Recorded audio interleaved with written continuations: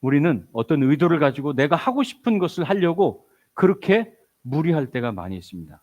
그리고 잘못된 선택을 할 때가 많이 있습니다. 내가 꼭 주인공이 되려고 하고, 내가 하고 싶은 것을 꼭 하려고 하고, 내가 하려는 그것을 꼭 통과시키거나 아니면 선택하게 만들려고 하는 거죠. 우리 인생에도 그런 일들이 일어납니다. 내가 주인 되고 싶을 때가 많습니다. 내가 주인공이 되고 싶을 때가 많습니다. 그래서 내가 중심이 되고, 내가 인정받고, 내가 하고 싶은 것을 다른 사람도 해야 되고, 또 내가 선택하고 내가 옳다고 하는 것 다른 사람이 반대하면 안 되고, 그런 때가 있다는 것이죠. 제가 이 말씀을 드리는 이유는, 감사는 모든 다름을 가진 우리가 함께 맞춰 나갈 수 있게 하는 가장 아름다운 방식이고 태도이기 때문입니다. 여러분, 감사하면요, 다름도 받아들일 수 있게 됩니다. 감사하면. 유대인과 이방인의 다름이 예수님의 감사로 하나님의 은혜 앞에 초대됐습니다. 이 얼마나 놀라운 사실입니까? 여러분, 우리 은혜 더하는 교회는 감사로 시작할 수 있기를 바랍니다. 예, 그것이 정말 아름다운 태도입니다. 두 번째는요, 누룩을 조심하라 말합니다. 11절에서 21절인데요. 참된 믿음은 이미 보여주신 은혜를 감사하며 기억하는 것이다 라고 생각해요. 그런데 예수님이 바리새인들이 와서 예수님께 하늘로부터 오는 표적을 보여달라고 요구합니다. 그러니까 더 결정적인 것을 요구하고 있는 거예요. 지금까지 예수님이 많이 했는데 또 요구하는 거예요. 하늘로부터 오는 기적을 보여달라라고 요구하는 거예요. 미국에 석유왕 록펠러라는 사람이 있었습니다. 이것은 굉장히 유명한 얘기인데요. 당시 미국의 최고의 부자로 손꼽히는 사람이었어요. 그래서 기자가 이렇게 질문을 했다고 합니다. 당신은 미국의 최고의 부자인데 지금 만족하십니까? 혹시 만족하지 않는다면 얼마나 더 가지면 만족하시겠습니까? 라고 질문을 했어요. 근데 록펠러가 아주 명답을 했습니다. 그 답은 이거였습니다. 조금만 더요. 이거 기가 막힌 답입니다. 조금만 더요. 아무리 많이 가지고 있어도 사람의 마음에는 조금만 더 가졌으면 좋겠다. 미국 1등도 상관없어요. 조금만 더입니다. 조금만 더. 바리새인들이 기적에 대해서 요구한 것은요, 조금만 더였습니다. 사람의 욕심도 조금만 더입니다. 문제는 증거가 부족한 게 아닙니다. 바리새인들이 증거가 부족해서 예수님께 기적을 하나 더 만들어 달라고 얘기한 게 아닙니다. 욕심입니다. 우리는 이것을 거룩한 욕심, 은혜도 욕심으로 부려야 된다, 이런 말을 들은 적이 있습니다. 믿음의 방식도 욕심으로 내가 은혜 받아야 된다, 내가 구원 받아야 된다 하면서 이렇게 가르쳤던 때가 있었던 것 같습니다. 아닙니다. 잘못된 방식입니다. 오늘 아이들에게 했던 설교도 희한하네요. 이렇게 비슷한 말씀이 나가죠. 욕심은 우리를 조금 성장시키는 것 같지만 우리를 망하게 만듭니다. 믿음의 방식은 욕심이 아니라 감사여야 합니다. 감사. 꼭 기억해야 합니다. 참된 믿음은 이미 보여주신 은혜를 감사하며 기억하는 것입니다. 두 번째, 우리는 이미 많은 은혜와 증거와 기적을 경험하고 살고 있습니다. 한번 돌아보십시오. 내가 지금까지 살아온 지금까지의 삶이 은혜입니다. 은혜입니다. 숨을 쉬는 것도 기적입니다. 어제 죽은 사람이 그토록 살고 싶어 했던 내일이 지금 여러분이 무료하고 기대함 없이 감사하지 않고 당연하게 받아들이고 있는 오늘일 수 있습니다. 어제 그렇게 살고 싶어 했던 그 사람의 오늘, 내일, 지금까지 살아온 어마어마한 시간과 은혜로 살아왔던 모든 삶이요, 지금 당장 내게 주어진 작은 문제 하나로 흔들릴 수 있습니다. 그렇죠. 지금까지 살아온 이 삶이 얼마나 엄청납니까? 근데 문제 하나가 왔을 때 우리는 우리의 모든 삶이 흔들리는 것을 느낍니다. 은혜를 기억하지 않기 때문입니다. 하늘의 새로운 기적이 필요하다고 생각하기 때문에 그렇습니다.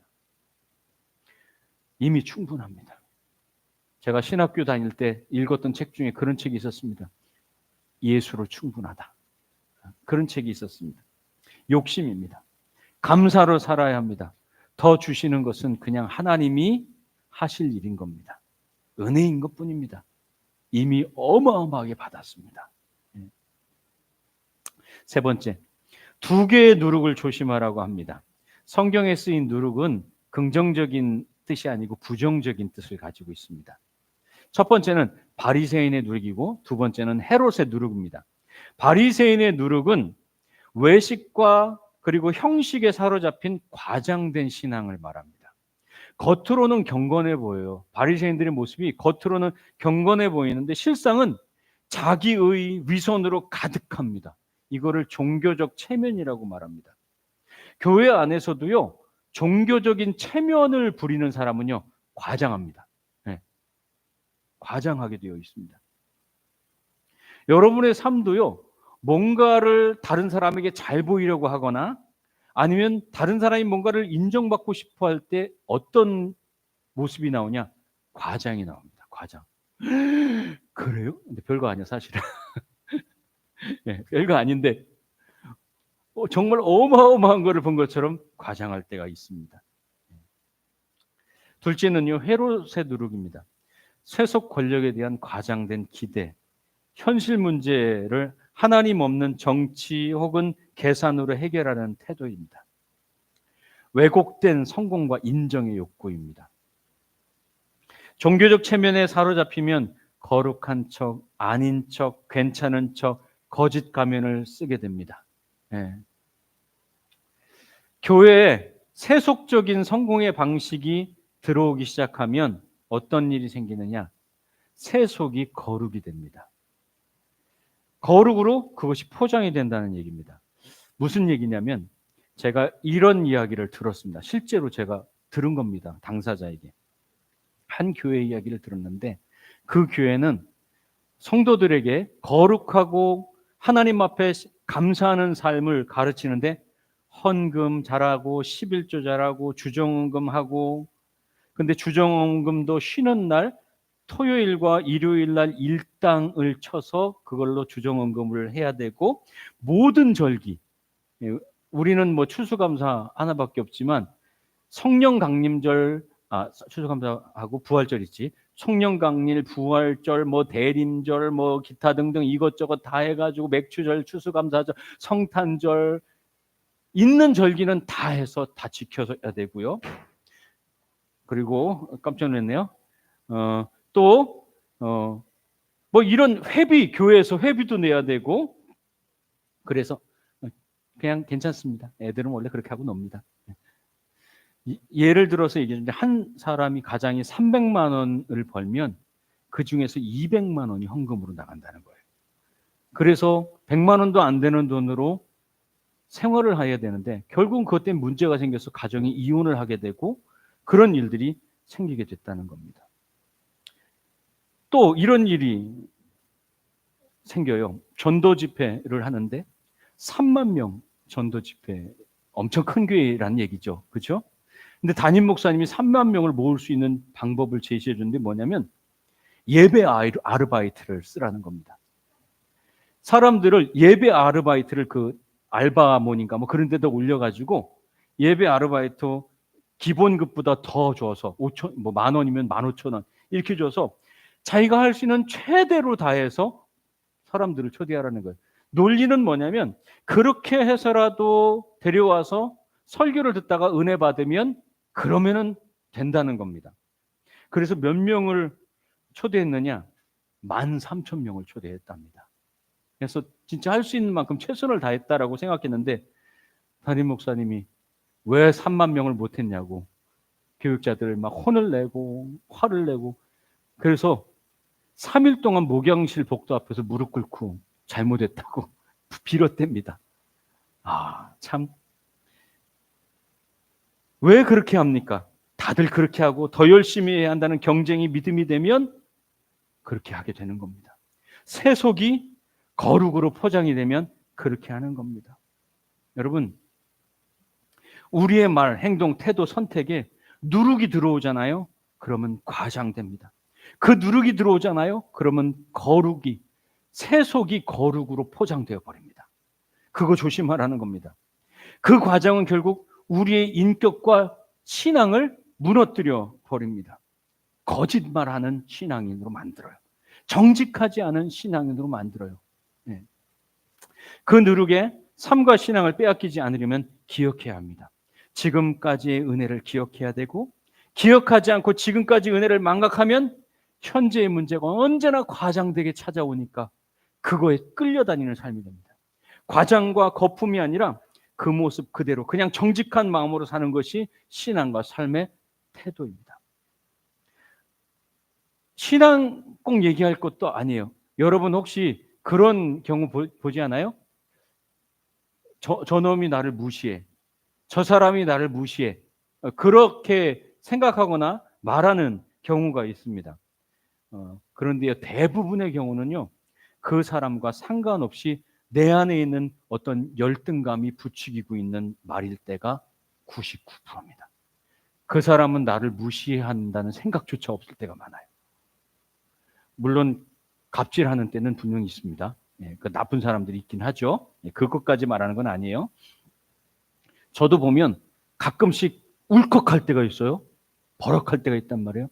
근데 생각해 보면 그것이 그 사람이 그래서 그런 게 아니에요. 제 마음에 그림자가 있어서 그래요. 그림자가. 그러면 우리는 어떻게 누룩처럼 과장된 모습이 아니라 정직하고 참된 신앙과 삶으로 살 수 있을까? 베드로의 고백에서 발견할 수 있게 되는 겁니다. 27절에 30절입니다. 예수님이 사람들이 자기를 뭐라고 부르는지 제자들이 물었습니다. 그랬더니 침례 요한, 엘리야, 선지자 중 하나 이렇게 얘기합니다. 그들은 모두 메시아를 연상시키거나 아니면 그의 등장을 예고하는 사람들이었어요. 예. 그래서 예수님께서 제자들에게 다시 묻습니다. 베드로가 주는 그리스도십니다라고 대답을 했습니다. 마태복음은 하나님의 아들이라는 말을 추가해 놓고 있어요. 그러나 마가복음 더 간단한 고백으로 하고 있습니다. 그 이유는 예수님이 베드로가 한 고백에 대해서 아무한테도 말하지 말라라고 주의를 준 겁니다. 그 말이 무슨 뜻일까라고 여러 가지로 생각해 볼 수 있는데 저는 한 가지를 조금 더 새롭게 생각하게 됐어요. 그의 고백이 부족하다는 겁니다. 온전하지 않다는 겁니다. 그의 고백이 온전하지 않은 이유는 다른 사람들은요, 침례 요한, 엘리야, 선지자 이 표현보다는 조금 더 구체적이 되었어요. 이거는 메시아와 연관이 되어 있는 그런 사람들이란 뜻인데 그가 말한 것은 주는 그리스도십니다 이잖아요. 근데 베드로가 생각한 그리스도가 어떤 그리스도냐라는 겁니다. 그가 생각한 그리스도가 예수와 같은 존재냐는 겁니다. 아니에요. 그는 로마로부터 자신들을 정치적으로 해방시킬 해방자라고 생각했습니다. 로마를 무찌르고 승리하는 승리자, 구원자, 다윗처럼 유능한 정치적인 왕, 그것을 생각했습니다. 그러나 예수님의 그리스도의 직분은 십자가와 부활까지 다가서지 않으면 온전해지지 않아요. 여러분, 베드로가 생각하는 정치적인 해방자와 십자가와 그리고 부활이 같습니까? 다르죠. 예수님이 십자가에서 죽으셨는데요. 그것이 세상 사람들이 생각하는 예수님에 대한 생각이 들어있습니다. 십자가형은 정치범만 당하는 형벌입니다. 정치범. 예수님이 누구신지 놀라운 기적으로 확인되지 않습니다.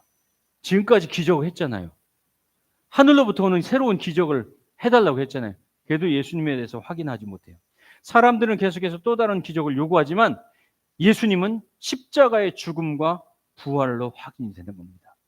십자가와 부활을 이해하지 못하는 신앙은 그런 삶은 입을 다물어야 된다라고 말하는 거예요. 그러면 예수께서 가르치시는 십자가와 부활이 뭡니까? 그 십자가와 부활을 통해서 나와야 되는 고백이 뭡니까? 그것은 누가 주인이냐입니다. 누가 주인이냐. 죽음과 생명의 주인이 누구냐? 십자가의 죽음, 부활의 생명, 주인이 누구냐? 십자가는 내가 하고 싶은 것, 내가 주인인 것, 내가 주인공 되는 것이 아니에요. 예수님은 자기가 원하는 모든 것을 그 자리에서 다 포기했어요.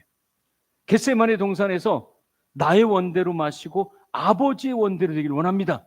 다 포기했어요. 십자가는 내가 하고 싶은 것을 잡는 자리가 아니었습니다. 십자가 밑에서 우리는 내 삶의 주인이 예수님이고 하나님의 뜻을 따라 사는 것을 배우게 되는 거예요. 부활에 도착했을 때 그것이 맞았다. 죽고 끝난 게 아니라 그분이 진짜로 살아났다. 그분이 하나님의 아들이다. 생명의 주인이구나. 죽음에게 생명을 뺏기면 끝인 우리와 다른 다시 생명을 가지고 오는 주인이구나. 주인만 가지고 올 수 있잖아요. 그죠? 예수님이 주인이구나. 내가 아니라 그분이 맞다라는 것을 알게 되는 겁니다. 죽음이 끝이라고 노래를 불렀는데 죽음을 지나서 부활과 생명으로 돌아오신 예수님은 우리의 모든 삶을 인도해 줄 수 있는 생명의 주인이다. 이 고백이 온전한 고백이라는 겁니다. 근데 제자들에게는 그 십자가와 부활에 대한 것이 없었습니다. 결론입니다. 예수님께서는 감사로 모든 은혜를 시작하십니다. 기억하십시오. 우리의 삶도 신앙도 감사해서 시작할 때 다름을 받아들일 수 있게 됩니다.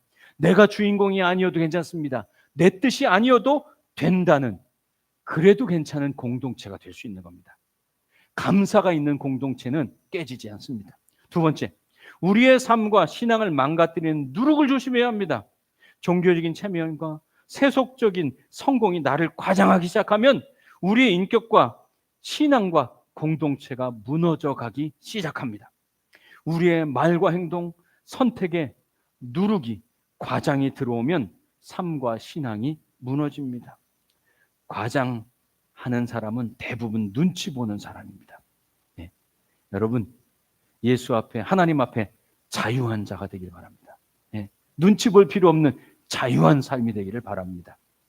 세 번째, 베드로의 고백을 넘어 십자가와 부활을 통과해야 합니다. 내 욕심과 내 욕망과 내 성공을 위한 예수가 아니라 그것을 넘어 예수가 내 삶의 주인입니다 라는 고백까지 가야 합니다. 십자가 부활을 통과한 고백은 내가 원하는 것, 내가 하고 싶은 것, 내가 주인공 되는 것이 아니라 그분이 정말 주인이십니다. 네, 그분이 정말 주인이십니다라는 고백입니다. 신앙은 정답을 맞추는 게 아닙니다. 제가 설교하면서 정답을 여러분에게 가르쳐주는 것, 그것이 신앙이 아니에요. 그 정답을 따르는 삶이 돼야 합니다. 예수는 내 삶의 주인이십니다라는 정답을 따르는 삶을 살아갈 수 있기를 바랍니다. 기도하겠습니다. 하나님 감사합니다. 오늘 이 말씀처럼 우리가 예수님의 놀라운 은혜 앞에 서고 사는 믿음의 삶 되기를 소망합니다.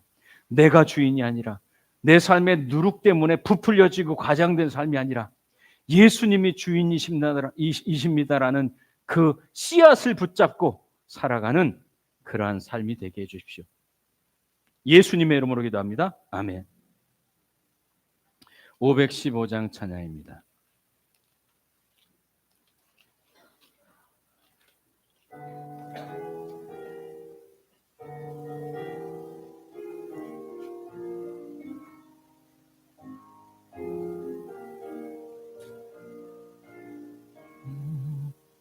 눈을 들어 하늘 보라. 어지러운 세상 중에 곳곳마다 상한 영의 탄식 소리 들려온다. 빛을 잃은 많은 사람, 길을 잃고 헤매이며 당자처럼 기지나니 믿는 자여 어이할꼬. 눈을 들어 하늘 보라. 어두워진 세상 중에 외치는 자 많건만은 생명수는 말랐어라. 죄를 대속하신 예수 처음이요 나중이라. 주님 너를 부르신다. 믿는 자여 어이할꼬. 눈을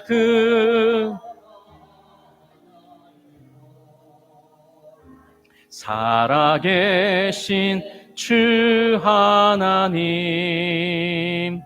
약한 자를 부르시어 하늘 뜻을 전하셨다. 생명수는 홀로 예수 처음이요 나중이라. 주님 너를 부르신다. 믿는 자여 어이할꼬. 눈을 들어 하늘 보라. 다시 사신 그리스도 만 백성을 사랑하사 오래 참고 기다리네. 인내하신 구주주 의의 심판하시는 날 곧 가까이 임하는데 믿는 자여 어이할꼬.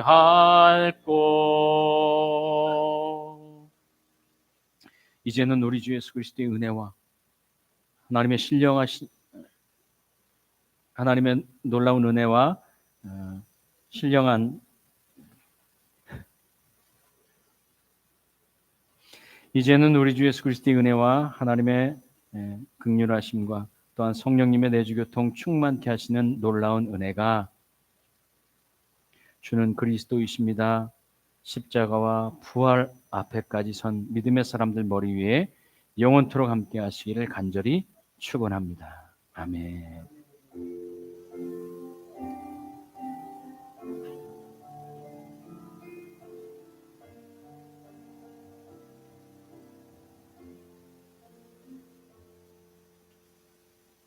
감사합니다.